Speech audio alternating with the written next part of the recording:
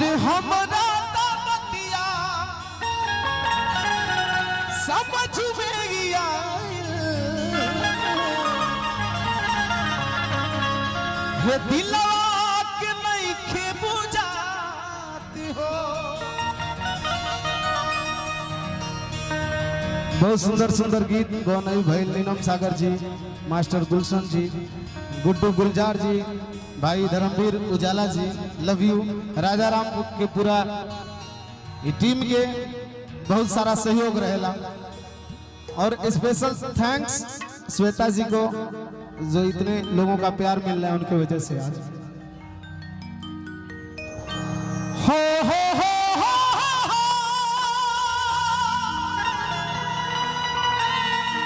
ला ला ला ला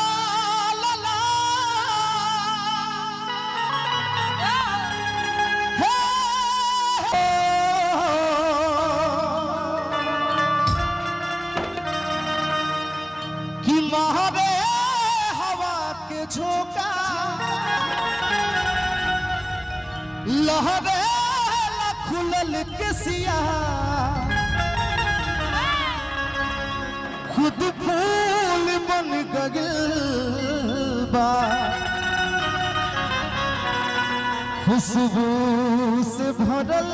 देहिया होई शरीर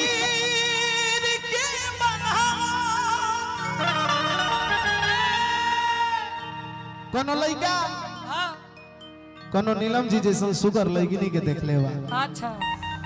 दीवाना हो गइल बा, फिदा हो गइल बा। वाह कहता वाह भगवानो बनैले बड़े तरह के बड़ी रच रच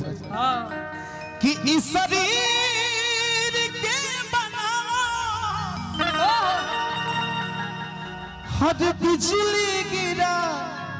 रहल बा लागे की जैसे खेतवा में सबसे फूला रहल बा। थोड़ा सा ताली हो जाए एक बार मेरे लिए नहीं श्वेता जी के लिए, एक बार जोरदार ताली।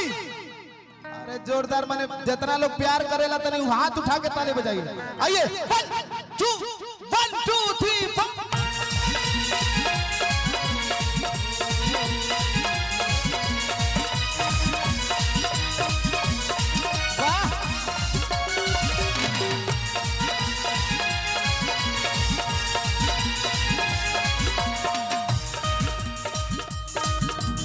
ओढ़नी के रंग पिया,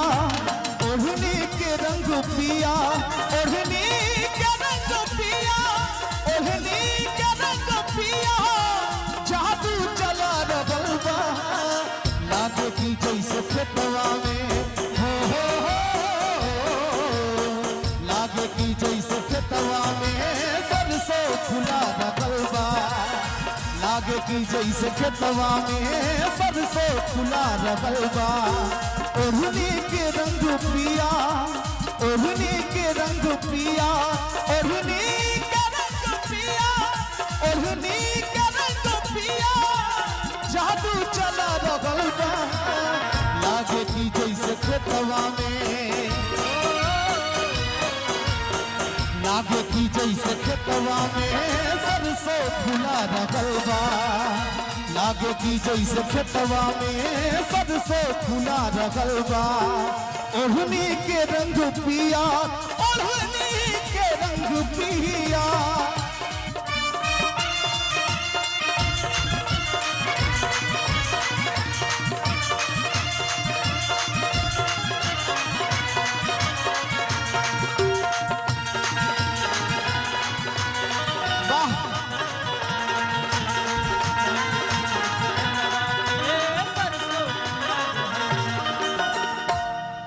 महरे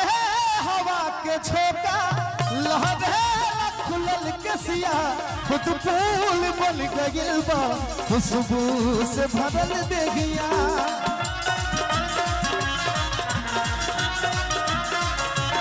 हमारे